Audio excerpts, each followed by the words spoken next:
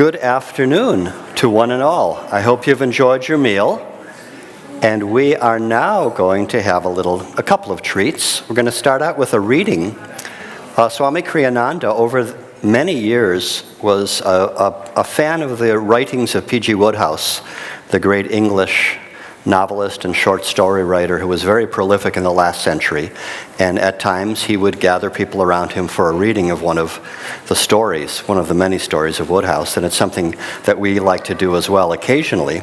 So today we've got a story called Goodbye to All Cats, which I will read, and ideally you will enjoy.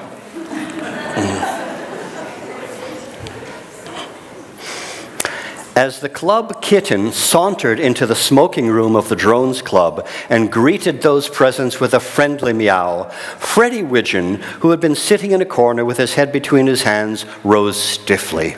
"I had supposed," he said in a cold, level voice, "that this was a quiet retreat for gentlemen. As I perceive that it is a blasted zoo, I will withdraw." And he left the room in a marked manner. There was a good deal of surprise, not unmixed with consternation.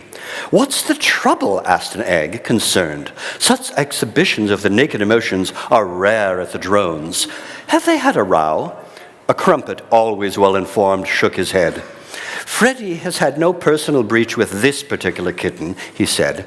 "It is simply that since that weekend at Matcham Scratchings, he can't stand the sight of a cat." "Matcham what?" "Scratching, the ancestral home of Dahlia Prenderby in Oxfordshire." "I met Dahlia Prenderby once," said the egg. "I thought she seemed a nice girl." Freddie thought so too. He loved her madly. "And lost her, of course?" "Absolutely." "Do you know," said a thoughtful bean, "I'll bet that if all the girls Freddie Widgeon has loved and lost were placed end to end, not that I suppose one could do it, they would reach halfway down Piccadilly." "Further than that," said the egg. "Some of them were pretty tall." "What beats me is why he even bothers to love them. They always turn him down in the end. He might as well just never begin." "I think the trouble with Freddie," said the crumpet, "is that he always gets off to a flying start. From what he tells me, he appears to have gone very big with this Prenderby girl at the outset. So much so, indeed, that when she invited him down to Matcham Scratchings, he had already bought his copy of What Every Young Bridegroom Ought to Know." This girl Dahlia's family was one of those animal-loving families. As far as the eye could reach, there were dogs scratching themselves and cats scratching furniture. I believe, though he never met it socially, there was even a tame chimpanzee somewhere on the premises, no doubt scratching away as assiduously as the rest of them. It was at this station that Dahlia Prenderby first met Freddie in her two-seater, and on the way to the house there occurred a conversation which I consider significant, showing as it does the cordial relations existing between the young couple at that point in the proceedings. I mean, it was only later that the bitter awakening and all that sort of thing popped up. "I do want you to be a success, Freddie," said the girl, after talking a while of this and that. "Some of the men I've asked down here have been such awful flops. The great thing is to make a good impression on Father." "I will," said Freddie. "He can be a little difficult at times. Lead me to him. That's all I ask. Lead me to him. The trouble is, he doesn't much like young men." "He'll like me." "Oh, he will he?" "Rather." "What makes you think that?" "Well, I'm a dashed fascinating chap." "Oh, you are?" "Yes, I am." "You are you?" "Rather." Upon which she gave him a sort of push, and he gave her a sort of push, and she giggled, and he laughed like a paper bag bursting. And she gave him a kind of shove, and he gave her a kind of shove. And she said, "You are a silly ass." And he said, "What ho!" All of which shows you, I mean to say, the stage they had got to by this time. Nothing definitely settled, of course, but love obviously beginning to burgeon in the girl's heart. Well, naturally, Freddie gave a good deal of thought during the drive to this father of whom the girl had spoken, so freely, so feelingly, and he resolved that he would not fail her. The way he would suck up to the old dad would be nobody's business. He proposed to exert upon him the full force of his magnetic personality and looked forward to registering a very substantial hit. His train had been a bit late, and there was no time on reaching the house for any stately receptions or any of that welcome to Meadows Hall stuff. The girl simply shot him up to his room and told him to dress like a streak because dinner was in a quarter of an hour, and then buzzed off to don the soup and fish herself. And Freddie was just going well when, looking round for his shirt, which he had left on the bed, he saw a large tortoiseshell cat standing on it, kneading it with its paws. Well, you know how a fellow feels about his shirt front. For an instant, Freddie stood spellbound. Then, with a hoarse cry, he bounded forward, scooped up the animal, and carrying it out onto the balcony, flung it into the void. And an elderly gentleman coming around the corner at this moment received a direct hit on the back of the neck. "Hell!" cried the elderly gentleman. A head popped out the window. "Whatever is the matter, Mortimer?" "It's raining cats." "Nonsense, it's a lovely evening," said the head and disappeared. Freddie thought an apology would be in order. "I say," the old gentleman looked in every direction of the compass and finally located Freddie on his balcony. "I say, I'm awfully sorry you got that nasty buffet. It was me." "It was not you, it was a cat." "I know, I threw the cat." "Why?" "Well, damn fool." "I'm sorry." "Go to blazes," said the old gentleman. Freddie backed into the room and the incident closed. Freddie is a pretty slippy dresser as a rule, but this episode had shaken him. The result was that the gong went while he was still in his shirt sleeves, and on emerging from his boudoir, he was informed by a footman that the gang was already nuzzling their bullion in the dining room. He pushed straight on there, accordingly, and sank into a chair beside his hostess just in time to dead heat with the final spoonful. Awkward, of course, but he was feeling in pretty good form owing to the pleasantness of the thought that he was shoving his knees under the same board as the girl Dahlia. So, having nodded to his host, who was glaring at him from the head of the table, as much as to say that all would be explained in God's good time, he shot his cuffs and started to make sparkling conversation to Lady Prenderby. "A charming place you have here, what?" Lady Prenderby said that the local scenery was generally admired. I believe there's a good deal of hunting near here, yes?" "Yes, I thought as much," said Freddie, and that's the stuff, is it not? A whacking gallop across good country with a jolly fine kill at the end of, hark forward, yerks, tally-ho, I mean to say, and all that sort of thing." Lady Prenderby shivered austerely. "I fear I cannot share your enthusiasm," she said. "I have the strongest possible objection to hunting. I have always set my face against it, as against all similar brutalizing blood sports." This was a nasty jar for poor old Freddie, who had been relying on the topic to carry him nicely through at least a couple of courses. It silenced him for the nonce. And as he paused to collect his faculties, his host, who had now been glowering for 6.5 minutes, practically without cessation, put a hand in front of his mouth and addressed the girl across the table. Freddie thinks he was under the impression that he was speaking in a guarded whisper, but as a matter of fact, the words boomed through the air as if he'd been a costermonger calling attention to his Brussels sprouts. "Dahlia!" "Yes, Father?" "Who's that ugly feller?" "Hush!" "What do you mean, hush? Who is he?" "Mr. Widgeon." "Mr. who?" "Widgeon." "I wish you would articulate clearly and not mumble. It sounds to me like you just said Widgeon." "Who asked him here?" "I did." "Why?" "He's a friend of mine." "Well, he looks like a pretty frightful young slab of damnation to me. What I'd call a criminal face." "Hush!"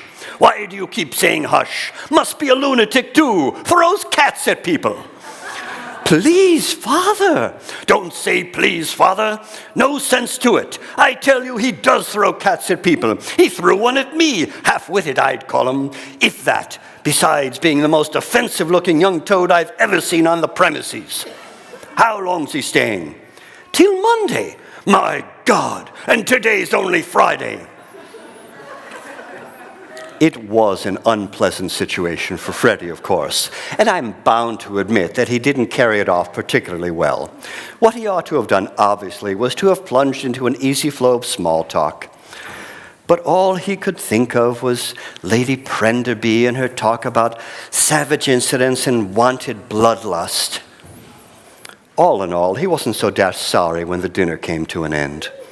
And he and Sir Mortimer were the only men at the table, most of the seats having been filled by a covey of mildewed females, whom he had classified under the general heading of aunts. It seemed to Freddie that the moment had now arrived when they would be able to get together once more under happier conditions than those of the last meeting and start to learn to appreciate one another's true worth. He looked forward to a cozy tete-a-tete over the port, in the course of which he would smooth over that cat incident and generally do all that lay within his power to revise the unfavorable opinion of him which the other must have formed. But apparently Sir Mortimer had his own idea of the duties and obligations of a host. Instead of clustering round Freddie with decanters, he simply gave him a long, lingering look of distaste and shot out the French window and into the garden. A moment later, his head reappeared and he uttered the words, "You and your damn cats!" Then the night swallowed him again. Freddie was a good deal perplexed. All this was new stuff to him. He had been in and out of a number of country houses in his time, but this was the first occasion on which he had ever been left flat at the conclusion of an evening meal, and he wasn't quite sure how to handle it. He was still wondering when Sir Mortimer's head came into view again, and its owner, after giving him another of those long, lingering looks, said, "Cats indeed," and disappeared once more. Freddie was now definitely piqued. It was all very well, he felt, Dahlia Prenderby telling him to make herself solid with her father. It was a relief to his feelings when there suddenly appeared from nowhere his old acquaintance, the Tortoiseshell Cat. It seemed to offer him a means of working off his spleen. Taking from Lady Prenderby's plate, accordingly, the remains of a banana, he plugged the animal neatly at the range of 2 yards. It yowled and withdrew, and a moment later there was Sir Mortimer again. "Did you kick that cat?" "No, I did not kick that cat." "You must have done something to it to make it come charging out at 40 miles an hour. "I merely offered the animal a piece of fruit." "Do it again and see what happens to you." "Lovely evening," said Freddie, changing the subject. "No, it's not, you silly ass." Freddie rose. His nerve, I fancy, was a little shaken. "I shall join the ladies," he said with dignity. "God help them," replied Sir Mortimer, in a voice instinct with the deepest feeling, and vanished once more. Freddie's mood, as he made for the drawing room, was thoughtful. His first action on entering was to make a dive for one of the aunts who seemed to be trying to find a place to put her coffee cup. "Permit me," said Freddie, suave to his eyebrows. And bounding forward, he barged right into another cat. "Oh, sorry," he said, backing and bringing down his heel on another cat. "Oh, I say, most frightfully sorry." And tottering to a chair, he sank heavily onto a third cat. Well, he was up and about in a jiffy, of course, but it was too late. There was the usual, "Oh, not at all," and "Don't mention it," but he could read between the lines. Lady Prenderby's eyes had rested on his for only a brief instant, but it had been enough. His standing with her, he perceived, was now approximately what King Herod's would have been at an Israelite mother's social Saturday afternoon. The girl Dahlia, during these exchanges, had been sitting on a sofa at the end of the room, turning the pages of a weekly paper, and the sight of her drew Freddie like a magnet. Her womanly sympathy was just what he felt he could do with at this juncture. But As he sat next to her, the girl was like a chunk of ice cream with spikes all over it. "Please do not trouble to explain," she said coldly in answer to his opening words. "I can understand that there are people who have an odd dislike of animals." "But dash it," cried Freddie, waving his arm in a frenzied sort of way. "Oh, I say sorry," he added, as his fist sloshed into another of the menagerie in the short ribs. Dahlia caught the animal as it flew through the air. "I think perhaps you had better take Augustus, Mother. He seems to be annoying Mr. Widgeon." "Quite," said Lady Prenderby. "He will be safer with me." But dash it," bleated Freddie. Dahlia Prenderby drew in her breath sharply. "How true it is that one never really knows a man till after one has seen him in one's own home." "What do you mean by that?" "Oh, nothing," said Dahlia. She rose and moved to the piano, where she proceeded to sing old Breton folk songs in a distant manner, leaving Freddie to make out as best he could with a family album containing faded photographs. And so the long, quiet, peaceful home evening wore on, till eventually Lady Prenderby mercifully blew the whistle, and he was at liberty to sneak off to his bedroom. You might have supposed that Freddie's thoughts, as he toddled upstairs with his candle, would have dwelt exclusively on the girl Dahlia. Pardon me. For whatever might be the conditions prevailing in the dining room, the drawing room, and the rest of the house, his bedroom, he felt, must surely be a haven totally free from cats of all descriptions. Remembering, however, that unfortunate episode before dinner, he went down on all fours and subjected the various nooks and crannies to his close examination. His eyes could detect no cats. Relieved, he rose to his feet with a gay song on his lips. He hadn't gotten much beyond the first couple of bars when a voice behind him suddenly started taking the bass. And turning, he perceived on the bed a fine German shepherd dog. Freddie looked at the dog. The dog looked at Freddie. Its manner was plainly resentful. It fixed Freddie with a cold yellow eye and curled its upper lip slightly, the better to display a long white tooth. It also twitched its nose and gave a sotto voce imitation of distant thunder. Freddie did not know quite what avenue to explore. It was impossible to climb between the sheets with a thing like that on the bed. To spend the night in a chair, on the other hand, would have been foreign to his policy. He did what I consider the most statesmanlike thing by sliding out onto the balcony and squinting along the wall of the house to see if there wasn't a lighted window hard by, behind which might lurk somebody who would rally round with aid and comfort. There was a lighted window only a short distance away, so he shoved his head out as far as it would stretch and said, "I say." There being no response, he repeated, "I say." And finally, to drive his point home, he added, "I say, I say, I say." This time he got results. The head of Lady Prenderby suddenly protruded from the window. "Who is making that abominable noise?" It was not precisely the attitude Freddie had hoped for, but he could take the rough with the smooth. "It's me, Widgeon, Frederick." "Must you sing on the balcony, Mr. Widgeon?" "I wasn't singing. I was saying, I say." "What were you saying?" "I say." "You say what?" "I was saying, I say." A kind of a heart cry, if you know what I mean. The fact is, there's a dog in my room. "What sort of dog?" "A whacking great German shepherd." "Ah, that would be Wilhelm. Good night, Mr. Widgeon." The window closed. Freddie let out a heart-stricken yip. "But I say!" The window reopened. "Really, Mr. Widgeon? But what am I to do?" "Do? About this whacking great German shepherd?" Lady Prenderby seemed to consider.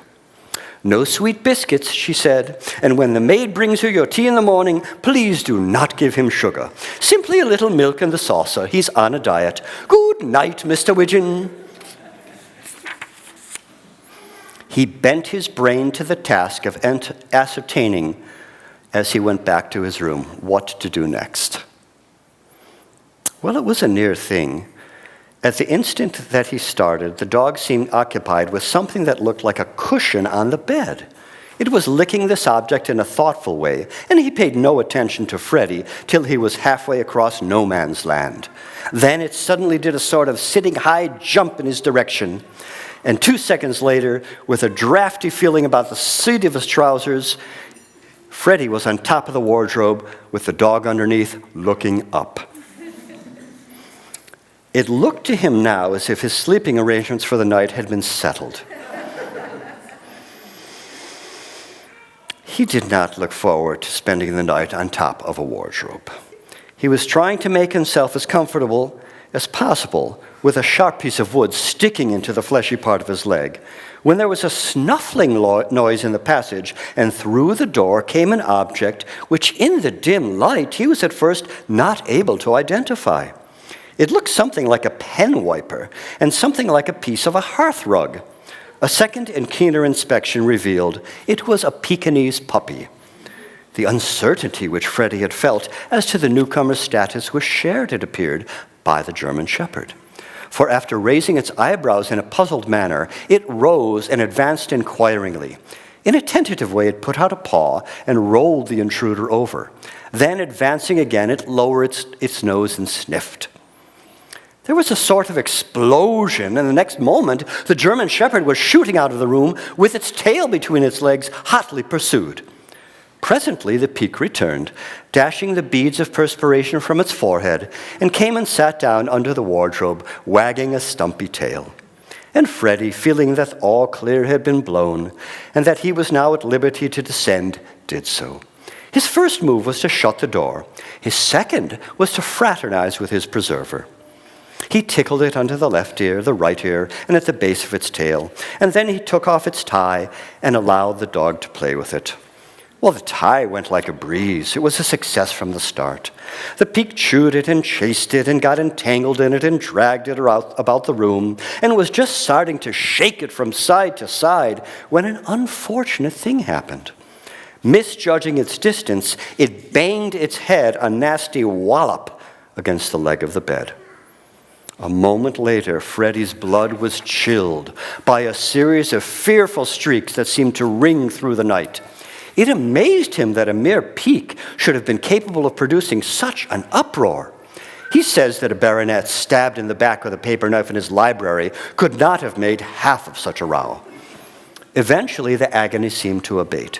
Quite suddenly, as if nothing had happened, the Peke stopped yelling and with an amused smile started to play with the tie again. And at the same moment, there was a sound of whispering outside, psst, psst, psst, psst, psst, and then a knock at the door. "Hello." "It is I, sir, Biggleswade." "Who's Biggleswade?" "The butler, sir." "What do you want?" "Her ladyship wishes me to remove the dog which you are torturing." There was more whispering. Psst, psst, psst, psst, psst, psst. "Her ladyship also desires me to say that she will be reporting the affair in the morning to the Society for the Prevention of Cruelty to Animals." There was another spot of whispering. Psst, psst, psst, psst, psst, psst. "Her ladyship further instructs me to add that, should you prove recalcitrant, I am to strike you over the head with the poker." Well, you can't say that was pleasant for poor old Freddie, and he didn't think so himself. He opened the door to perceive without a group consisting of Lady Prenderby, her daughter Dahlia, a few assorted aunts, and the butler with poker. And he says he met Dahlia's eyes and they went through him like a knife. "Let me explain," he began. "Spare us the details," said Lady Prenderby with a shiver. She scooped up the Peke and felt it for broken bones. "But listen." "Good night, Mr. Widgeon." The aunts said good night too, and so did the butler. The good Dahlia preserved a revolted silence. "But honestly, it was nothing really. It banged its head against the bed." "What did he say?" said one of the aunts, who was a little hard of hearing. "He says he banged the poor creature's head against the bed," said Lady Prenderby. "Dreadful," said the aunt. "Hideous," said a second aunt. A third aunt opened up another line of thought. She said that with men like Freddie in the house, was anyone safe? She mooted the possibility of them all being murdered in their beds. And though Freddie offered to give her a written guarantee that he hadn't the slightest intention of going anywhere near her bed, the idea seemed to make a good impression. "Biggleswade," said Lady Prenderby, "milady, you will remain in the passage for the remainder of the night with your poker." "Very good, milady." "Should this man attempt to leave his room, you will strike him smartly over the head." "Just so, milady." "But listen," said Freddie. "Good night, Mr. Widgeon." The mob scene broke up. Soon the passage was empty, save for Biggleswade the butler, who had begun to pace up and down, halting every now and then to flick the air with his poker, as if testing the licenseness of his wrist muscles, and satisfying himself that they were in a condition to ensure the right amount of follow-through. The spectacle he presented was so unpleasant that Freddie withdrew into his room and shut the door. His bosom, as you may imagine, was surging with distressed emotions. That look which Dahlia Prenderby had given him had churned him up to no little extent. He realized that he had a lot of tense thinking to do, and to assist thought, he sat down on the bed. Or rather, to be accurate, on the dead cat which was lying on the bed. It was this cat which the German Shepherd had been licking just before the final breach of his relations with Freddie, the object which he had supposed to be a cushion. He leaped up as if the corpse, instead of being cold, had been red hot. He stared down, hoping against hope that the animal was merely in some sort of coma. But a glance told him it had made the great change. He had never seen a deader cat. Poor old Freddie was now appalled. Already his reputation in this house was at zero, his name mud. On all sides he was looked upon as Widgeon, the amateur vivisectionist. Before, he had had a faint hope that in the morning, when calmer moods would prevail, he might be able to explain that matter of the peak. But who was going to listen to him if he were discovered with a dead cat on his person? And then the thought came to him that it might be possible not to have it discovered on his person. He had only to nip downstairs and deposit the remains in the drawing room, and suspicion might not fall upon him. The thought gave him new life. All briskness and efficiency, he picked up the body by the tail and was just about to dash out of the room when, with a silent groan, he remembered Biggleswade. He peeped out. There the fellow was, still practicing half-arm shots with the poker. Freddie closed the door. And as he did so, he suddenly thought of the window. There lay the solution. Here he had been fooling around with doors and thinking in terms of drawing rooms, and all the while there was the balcony staring him in the face. All he had to do was shoot the cat out into the silent night and let gardeners, not housemaids, discover it. He hurried out. It was a moment for swift action. He raised his burden. He swung it to and fro, working up steam. Then he let it go. Whew! And from the dark garden there came suddenly the cry of a strong man in his anger. "Who threw that cat?" It was the voice of his host, Sir Mortimer Prenderby. "Show me the man who threw that cat." Windows flew up, heads came out, and Freddie sank to the floor of his balcony and rolled against the wall. "Whatever is the matter, Mortimer?" "Let me get at the man who hit me in the eye with a cat." "A cat?" Lady Prenderby's voice sounded perplexed. "Are you sure?" "Sure? What do you mean, sure? Of course I'm sure. I was just dropping off to sleep on my hammock when suddenly a great beastly cat came whizzing through the air and caught me properly in the eyeball. It's a nice thing. A man can't sleep in hammocks in his own garden without people pelting him with cats. I insist on the blood of the man who threw that cat." "Where did it come from?" "Must have come from that balcony there." "Mr. Widgeon's balcony," said Lady Prenderby in an acid voice. "As I might have guessed."